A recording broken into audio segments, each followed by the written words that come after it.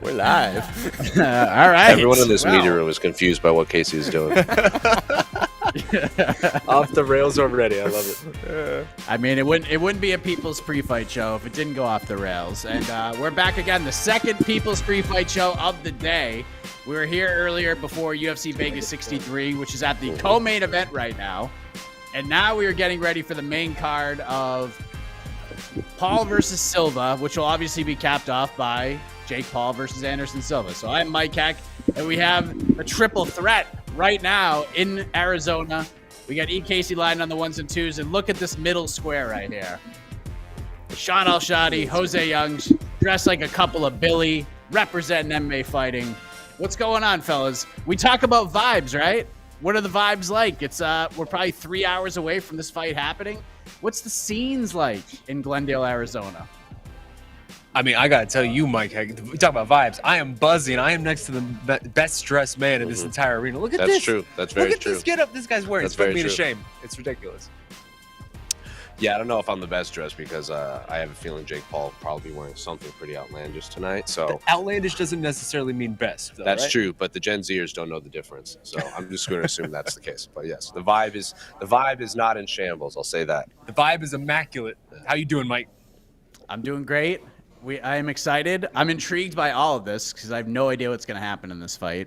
We did get to see War Anderson Silva yesterday for the first time in a long time.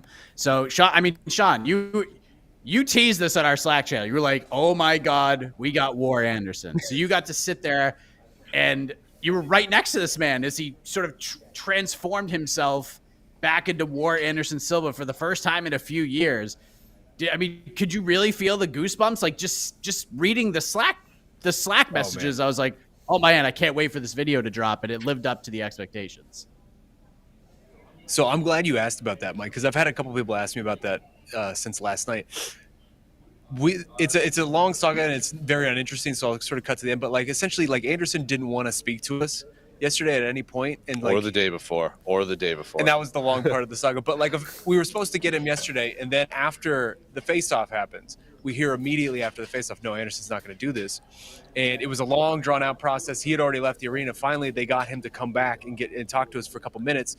And I'll tell you, Mike, like, I know we were gushing about it on Slack. I don't think the vibe translated to the video as much as it did feeling in that moment. But standing in front of that man, and the switch was flipped to such a wild degree to actually see in red Anderson, war mode Anderson, like very serious Anderson. All of us there had goosebumps the entire way through. And then afterwards, we were buzzing about it for about 30 minutes afterwards, talking about it amongst ourselves. Like, I have covered Anderson for a long time. I've seen Anderson for a long time. I've spoken to him a lot.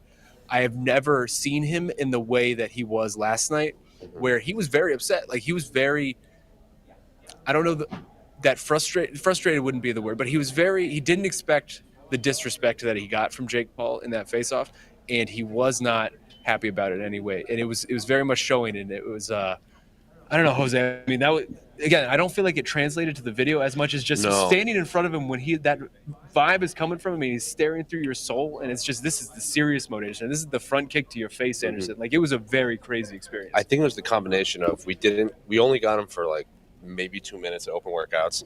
We didn't get him after the press conference. Like, Jake Paul, after the presser, immediately came and did a scrum with us. Anderson did not. And then we thought we were going to get him at official weigh-ins, and they said, no, he's going to talk at ceremonials. And then he didn't talk at ceremonials, and he had left the arena and come back. And I don't know if you can tell in that video, we're in the loading dock. Like, you can hear everything. Like, that was outside while they were bringing in the lighting equipment and the setup and everything. So he didn't even come back into the arena. He basically got out of his car, walked into they pulled him off the bus. Yeah, they pulled him off the bus. He walked into like the corner of an alleyway, and we shot it there. Thankfully, someone had a light, but I think it was the combination of all of that. Like, he was seething. He didn't want to talk to us, and he was agitated, and he seems the hair on my neck stood up pretty much the entire night after that. That was the first interview or first scrum in like 3 years where Anderson Silva's first word after every question wasn't Yeah. And I knew it was serious. I knew it was serious as soon as I didn't hear wow, and you could just tell there was that look in his eyes, and it was pretty cool to see. And you guys got to see it straight up. I got the Tito Ortiz Anderson Silva, so it was wows everywhere, and it was just a concern about Tito not making weight that there's like really no chance he could make, and then Tito obviously got knocked out in like 11 seconds when Anderson got in the ring with them. But this is the People's Pre-Fight Show, so let's get some questions up here as we get ready for this fight that is actually happening. I can't believe the year of our Lord 2022. We are getting Jake Paul versus Anderson Silva. As Jose will tell us, it is 2022, and until both men entered the fighting arena, nothing is official. When is the fight time? When is the fight time? Have they let you know approximately when they think these two men will start walking to the ring? I would guess we're looking at probably, what do you think, like 8 o'clock local time, around that? So like 11 o'clock Eastern? Yeah, around that. 11:30, 8:30, somewhere in there. Yeah, I believe it's a 5-fight main card, so that tracks. Also, breaking news, Mike Egg. This might be the biggest news of the entire day. Uh-oh. You know who's going to be here tonight? Who? There's a very special guest in this arena tonight, and it's very important, and we all need to respect it. Devin Armani Booker, the best shooting guard in the NBA, is going to be in this fight tonight. Let's go. Yeah, I thought we were flying in some of the Boston Celtics. Hey Mike, you know what me and Devin Booker and you and Sean have in common? None of us have NBA championships. Wow. I can feel it. We got War Anderson. We're about to get War Shaheen. How dare you? The vibes are no longer immaculate. The vibes are so far from immaculate. It only took 5 minutes. Be here, honestly, though. And Paulo Costa. Paulo Costa will be here. All right, the secret juice is in the building. Oh boy. Maybe Henry Cejudo will be in the building as well. Will it be better for the sport if Jake Paul wins or Anderson Silva wins? I'll answer this. I hate this phrasing. I hate this question so much. Like, what's better for the sport?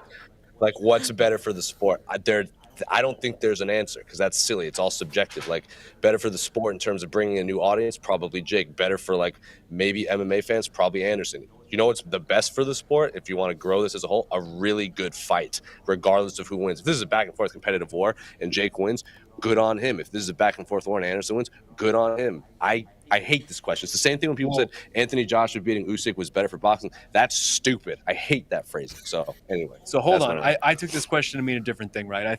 I took it to mean regarding the bet itself, right? Because if Anderson loses, it does feel as if this whole fighters union, who knows how real this will be, who knows. Well, he did say even if he does lose, he did say that he would look in that scrum. He did say this is something I would be interested in. Even George St. Pierre, when we got him in the scrum, said he would be interested in too. So, people say a lot of things, though, right? That's true. That's the thing. That's true. Tyron Woodley did get a was that a real tattoo? I don't even honestly know. I think like part of it was real.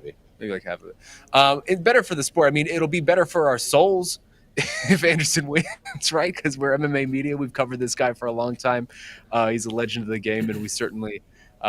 He's the one who we have been behind for 20 years. We've seen his rise and fall. It would be unfortunate for this to be sort of the way that his post-UFC career, I wouldn't say ends, but this would be the biggest moment of it, certainly, and the one that people remember. So it'd be better for our souls. And worst case scenario, the worst thing that would happen is if we get a replay of the Vitor Evander fight, and it's like that, where Anderson just gets peeled off the canvas like 30 seconds in, and everyone's like, why were we ever excited for this? That's worst case scenario. But like I said, if this is any sort of competitive and Anderson loses, 47-year-old loss or 27-year-old, 25-year-old, like Father Time is undefeated. But the worst case scenario is Anderson getting carted off like early. Yeah, I would agree with that. I didn't even think that would hurt. Definitely has a different Jake. Yeah, but that wouldn't hurt Jake. Are you kidding me? That would be the best thing possible. I think it would depend. Like if Anderson early just looks 47 and Jake Paul just beats up a 47. Like, but the thing is, we know he's not right. Like we've seen him fight. I guess what I'm saying recently. is like, are we still talking about Vitor after beating like one of the greatest heavyweight boxers of all time? Oh yeah, no, but there's a big difference to me, right? Because in the lead up to that, you could have watched any Holyfield interview and been like, well, That's fair. I know how this is gonna go. Yeah, Mike's interview with him left me much to be desired in terms of brain cells. Yeah, but this That's is not one the way to same. put it, Anderson, yes. yeah, Anderson's still very Yeah. eloquent, But classic Anderson. Do we answer the question? What is better for the sport of boxing? Neither. I don't know Doesn't that matter. the sport of boxing has a real answer to that, right? Because it feels as if almost only MMA is. Yeah. This almost, I will say, we've said it a couple times being on the ground here. This almost just feels like an MMA event. Yeah. A lot of the media here is MMA. A lot of the conversation for a lot of these scrums is regarding MMA. Even like the Jake Paul scrum and everything is mostly just talking about MMA. It really does feel like an MMA event under a thin veil of boxing. Which is very weird, but I guess that's been sort of part and parcel with this whole Jake Paul experience. Yeah, what would be better for the sport is like Ryan Garcia fighting Tank and Devin Haney fighting Loma and and Tyson Fury fighting Usyk and Deontay Wilder fighting Anthony Joshua. That would be better for the sport. So does the sport of boxing not gain or lose No. anything from this fight? It's just No, this is I don't strictly even a know one-off? because it's not. I guess technically, like I'm the just- last fight, I can't remember which governance sanction. Like if Jake Paul had beaten Rachmanov Jr., he would have been like eligible for rankings in like the WEC or WBO or something. That's different because that's like the governing body of boxing. Like this does. I don't think This feels like its own thing, right? This Like, this feels like like it's its own- siloed yeah. off to the side of yeah, whatever this ain't major nothing for boxing is. All right. I mean, my prediction for the fight is might be the actual answer to this question, which is, I mean, still really doesn't affect boxing, but I'm predicting it's going to be like we're going to end this thing in a draw, and it's going to be like, this Oh, is I hope so. stupid, and then like a month later, we're going to be like, you know what, this actually isn't bad because Anderson doesn't have to answer Jake Paul. You lost to Jake Paul questions, and Jake can still box Nate and make a ton of money, and Anderson can go box Roy Jones Jr. in an exhibition or whatever he wants to do. And like both guys' careers can continue in the sport. Anderson can keep smiling and having fun and dancing around, and Jake can go box Nate and make a big bag of money. So Okay. short-term awfulness for long-term size of relief. I'll put it that Sure. way. Good question. I think this question's interesting because I'll let you guys go off on it a bit. Why can't boxers just fight boxers? That's a long conversation that we've been trying to answer for like 30 years. Is Anderson Silva not a You're boxer? giving these guys, you guys are giving these men money, and it's working, so they're just going to keep doing It's it. a show. It's a spectacle. yeah. I mean, at this point, Jake Paul's entire brand up to this point is essentially Jake Paul versus MMA, right? Like that is the thing that he has constructed this whole thing around. It's worked very, very well. It's made him a lot of money. It's made Tyron Woodley and Ben Askren a lot of money as well. Like this is what it is. And, until it seems like he did try to make that transition of, hey, we'll fight Fury, we'll fight Rahman, and it just didn't work. Well, that's what I'm So saying. he's going back to the playbook, go back to what works. Yeah, because people keep asking this, why not fight a boxer? But when he tried to fight two boxers, even though the fights fell out, there seemed to be much less interest. So like, why do people want this when they don't actually want it? Do you know what I mean? I feel like that we get this question a lot, but I don't feel like fans want this. They say they want it, but they don't want What? it. Boxer, Like Jake Paul fighting a boxer or just Yeah. boxers in general? Jake Paul fighting a boxer. Oh, I mean, I get if he fought Tommy Fury in the UK, it would be a massive deal. It would. Tommy Fury is a big deal there. Like the Rachmanov Jr. would have answered questions. If Jake had beaten Rachmanov Jr., his next fight would have been big because he would have beaten a legitimate boxer that's bigger than him. So I think they were all stepstones to like bigger and better things. But in terms of, I don't know. And also, I mean, this was sort of the last opponent sort of out there, right? Once he cycled through those two, there were really not like a lot of compelling options that would have been a big fight. And you know that Jake Paul when he is doing this, he is looking for big fights. He's not looking to fight, trash can man who has like a 1-2 record. Like he wants something big and flashy that you can put on the poster. And this is basically the only option he was left with once all that stuff went down between those two guys. Like the biggest And I think biggest fight that KSI could have is KSI, unfortunately. Like Jake Paul versus KSI would just be bananas traffic. Yeah, and the way Sean has put it, literally since day one on like BTL and stuff, and you still say when you ask questions to fighters that are in Glendale and anybody you're talking to, the Jake Paul circus comes to town, and that's what it is. Like that's what this is, and it's different. It's somewhat like this is very compelling. This is much more compelling than the Woodley fights, especially the second one and the Ben Askren fight. This is different because it's Anderson Silva. Those are also two.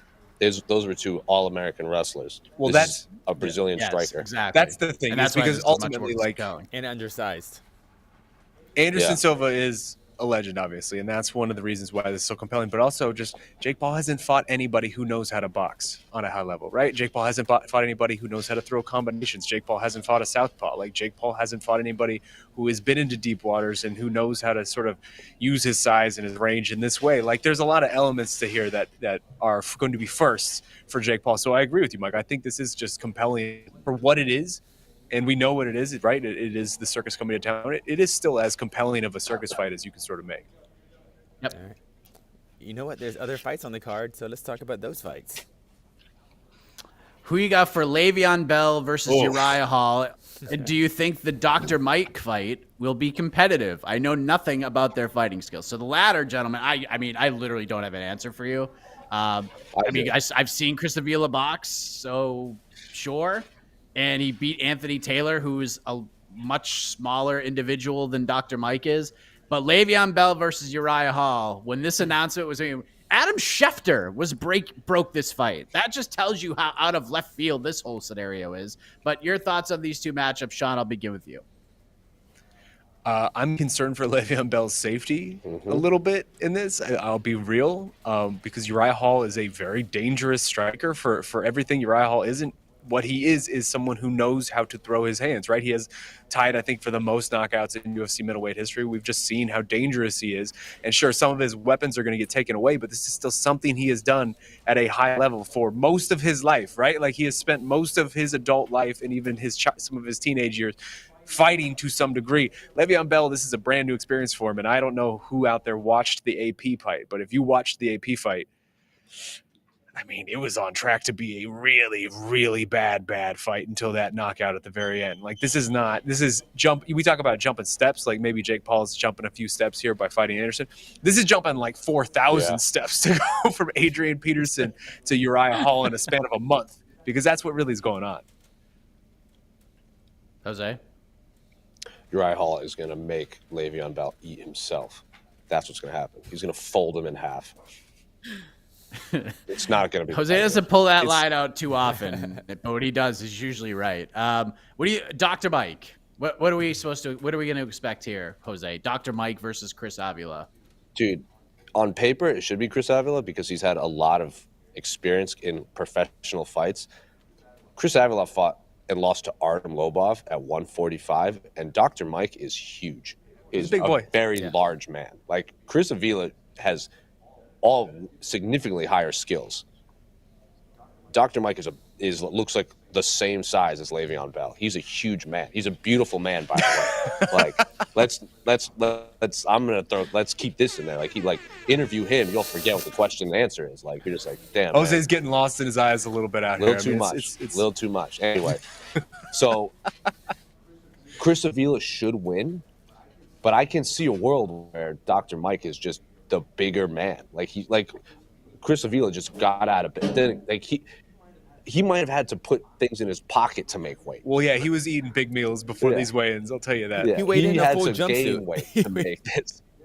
Yeah. Yeah. He was very close, I would imagine, to pulling the Dan Henderson of just putting weights in your ankle, in your shoes to weigh in for Fedor. Here's a deep cut for you. Remember that episode of Even Stevens when Lewis had to put the frying pans around his neck to make weight? That's what Chris Avila was doing. Wow.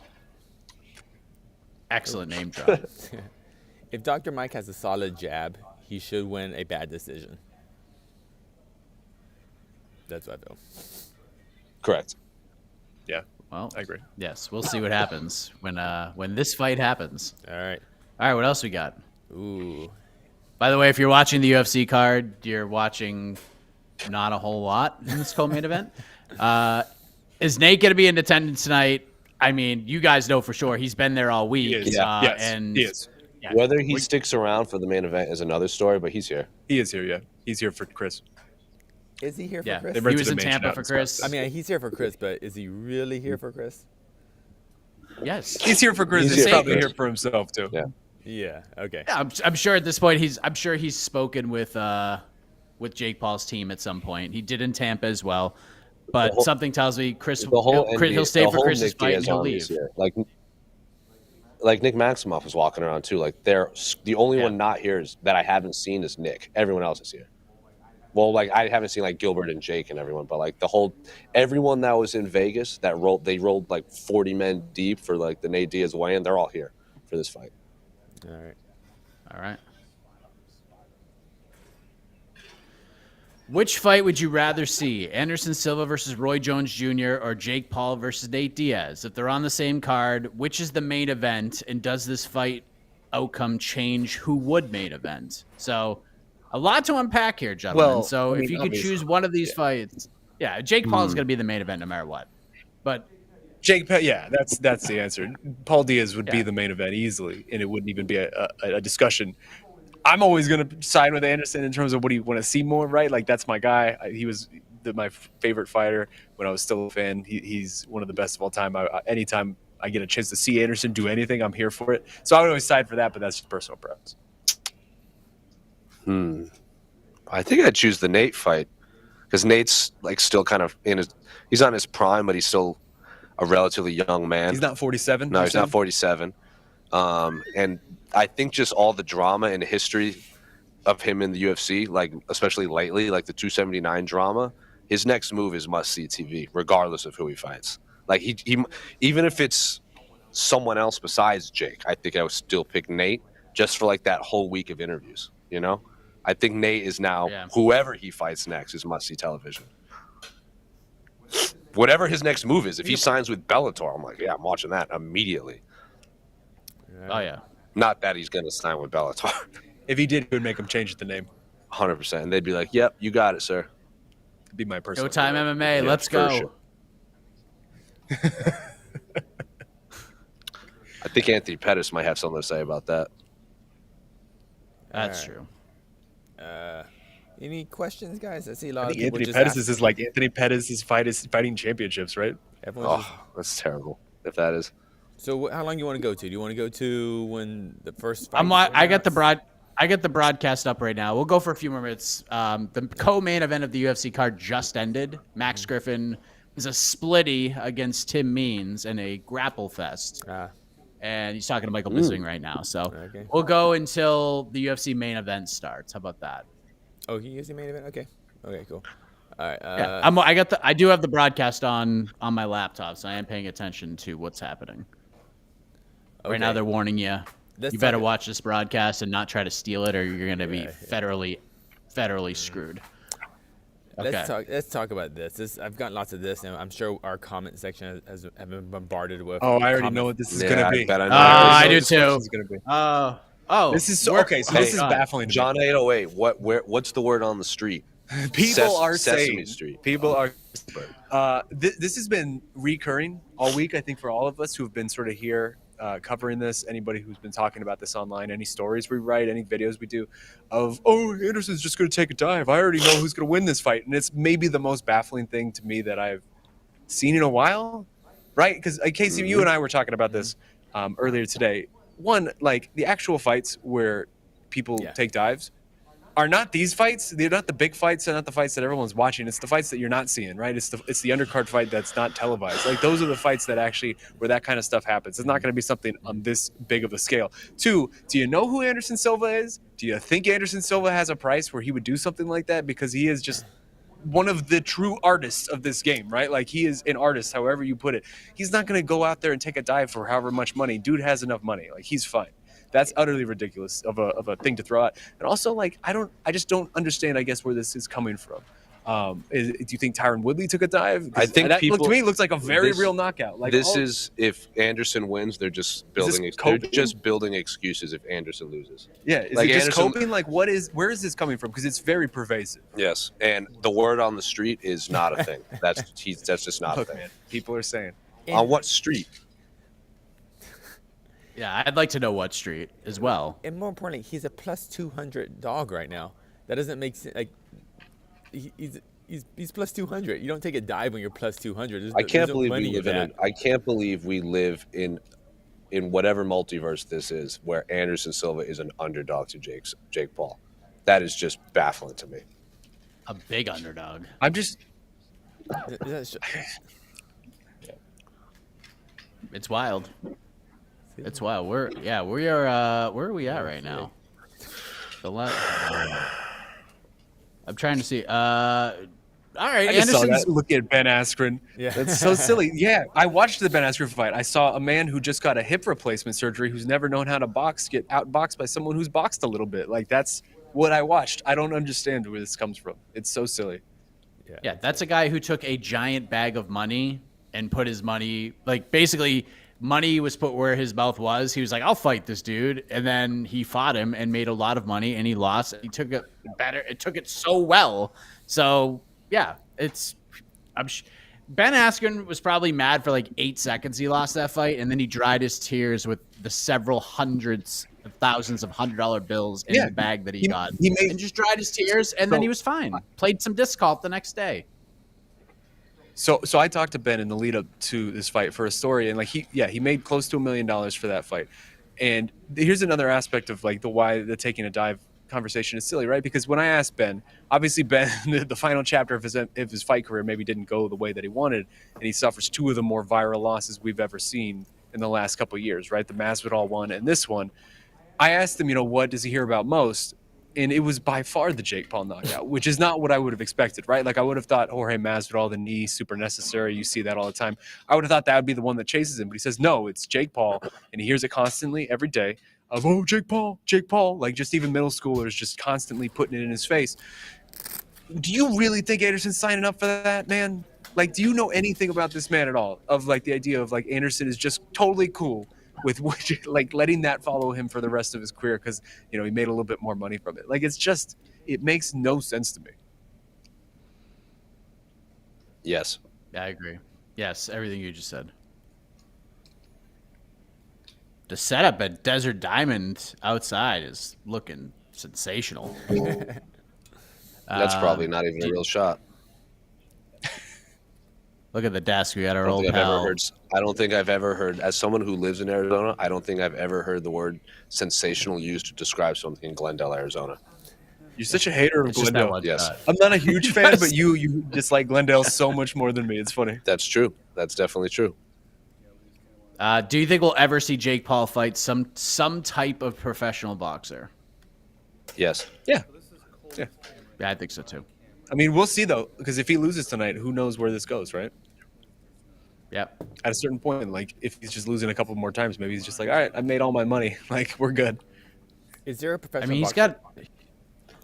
got a few. I Is there a mean, he professional still got boxer these MMA fights too. Go ahead, Casey. No, but I can see this professional boxer type thing question all the time. But like, who draws that more? Ryan Garcia versus Jake Paul would be massive for the internet. So someone like basically a high level boxer, but severely undersized. What's Ryan Garcia like? Ryan Garcia would be, yeah, he's smaller than Jake. He's obviously just leagues better than him. But Ryan Garcia is the first real boxer to embrace social media. Like he's a massive star on TikTok, Twitter, Instagram, YouTube. He's everywhere. Like he's everywhere. And of that collective of fighters in that weight class, like Loma, Ryan, Tank, Devin Haney, Kambosos, even Teofimo, if he ever comes back down, like I think Ryan is the worst, and he's still obviously very good. But I just think those other 5 are better than him. And what weight does he fight at? I think whatever weight Kambosos Devin Haney fights at. I don't know the exact number. So it's like in the 40s, right? Yeah, something like that. We're talking about 40 pounds lighter. So that's Yeah, what I mean, and like- he would still work Jake Paul. Well, yeah. Yeah. He has a bit of a head start. Yeah. Well, that's what I mean. That maybe those are the most interesting boxing fights is him versus established boxers, but like severely undersized, like almost for the commission. Well, I mean, actually, we're seeing it tonight in a weird sense. Chris Avila versus Dr. Mike, a middleweight versus a featherweight. So Yeah. I mean, Jake Paul versus Mike Tyson would also use just bananas numbers too. oh, don't. This is an eclectic fight desk, by the way. We got there? Yeah. Ariel Helwani, George St. Pierre, Mauro Ranallo, and Al Bernstein. There's a lot of Canadians on that desk. Yeah. Man, That's true. that's crazy. We think about GSP. All right, we got kinda. one more. We One got more question. One more. All right, here we go. We got anything else? Arnold Allen and Calvin Cater are about to engage in some beautiful fisticuffs. Is that the iconic voice? Yeah, that was iconic voice, iconic jerk. Jeez. We can see the next fighter walking out right now. Oh yeah, there you go. All right. Next fighter. Locker rooms are literally was that right next to Dr. us. Mike? Was that Dr. Mike walking out? Yeah, that was Dr. Mike. That looks like All right, Dr. Mike. so All right, we're about to go down. We're about to go down. All right, so let's do this thing. Let's just make predictions for the main event. Casey, how does this happen? How does this fight end? Jake Paul, Anderson Silva. What's the final result? Jake Paul goes ham the first 2 rounds, calms down.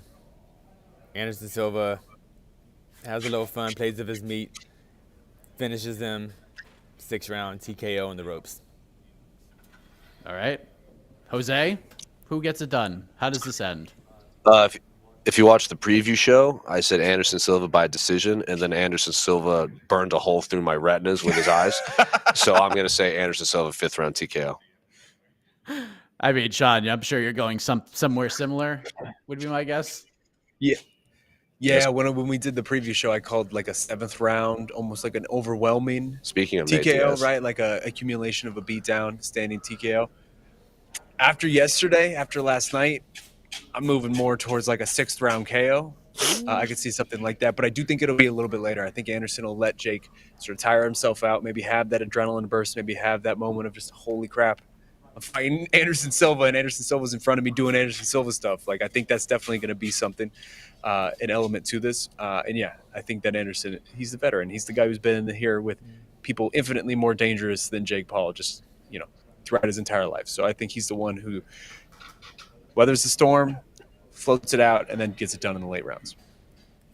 Yeah, we're gonna see a funnish fight. I'm not gonna say like this is not one we're gonna go back and watch again by any means, but it's gonna be funnish, like more fun than the second Tyron Woodley fight for sure. Probably more fun than the first Tyron Woodley fight, which was okay, but had like a couple really exciting rounds. Yeah, so I think this will be better than those fights. I think Twitter will be like, Anderson Silva just beat Jake Paul. Anderson Silva just beat Jake Paul. And then it's going to be scored a draw. And we're going to be like, oh, this is stupid. And then we're going to realize it's not as bad as we thought. So there we go. That's how I think it's going to happen. It's 8 rounds. I wish there was odd rounds for fights like these, but this one just screams draw at me. And so that's what I'm going with. But gentlemen, enjoy. Arnold Allen is about to make the walk to face Calvin Cater in the main event of UFC Vegas 63. And apparently Dr. Mike and Chris Avila are about to make the walk to kick off Paul versus Silva live on Showtime pay-per-view, live on Fight. Buy it. It's going to be fun. And then you can hear from these guys afterwards. Thank you, Sean. Thank you, Jose. Thank you, Casey. Enjoy the fights. All of you watching, enjoy the fights as well. UFC post-fight show coming up on this channel as soon as this main event ends. And then you'll hear from these guys after Anderson Silva hopefully beats Jake Paul. Let's go. For Sean, for Jose, for Casey, I'm Mike Heck. We'll see you later on. Love you guys. Peace. Keep the martial arts apart.